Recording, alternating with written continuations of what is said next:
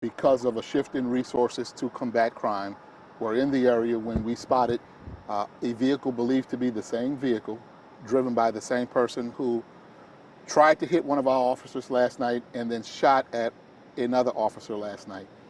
What we know right now is that the person we have encountered tonight, we believe is in fact the person who was driving the vehicle, using the same vehicle last night that we encountered tonight.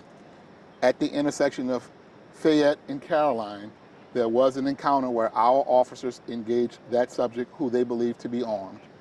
What we know right now is that there was gunfire from our officers at that intersection tonight. We believe that subject was out of the car, got back into the car, drove as we followed, and then went to a second location a block away where again there was another encounter between our officers and this subject, where what we know right now is that our officers fired again at the second location. What we know is that one of our officers was hit and was shot in the lower leg, is in good condition at shock trauma. We went to see him, spoke with that officer, is in good condition. But what we know right now is that at that second location, our officers, multiple officers, fired weapons, but it is unknown how many officers or how many rounds. What we know is that that subject was in fact armed. There is a gun that is on the scene that we are recovering. Our crime scene technicians right now are processing the scene. This is now, because of the police-involved shooting, is an internal investigation that has been launched. We will enact our critical incident body camera video release policy as of this moment. We have not yet interviewed any officers, and we have not yet viewed any video because of the number of officers. There's entirely too much video to watch in a short amount of time.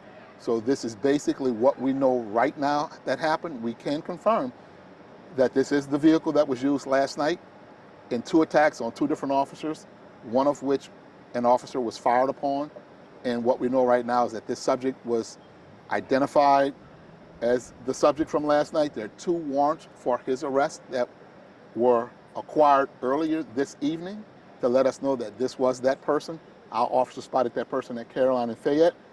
We fired at that subject at that time, got back into the car, went to a second location. There was a second encounter where we know right now our officers fired. That subject was transported to Hopkins Hospital, where he was pronounced and was fatally wounded tonight.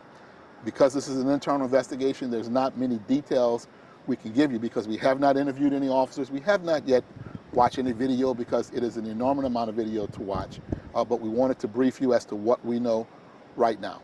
And before you say that, there is, we can say that at the corner of Fayette and Caroline, there was a female civilian who was at that corner that we believe was injured. We do not know if it was by gunfire or shrapnel or broken glass, but it's been treated at the hospital, and we believe is also in good condition right now. But right now, our officer is also in good condition.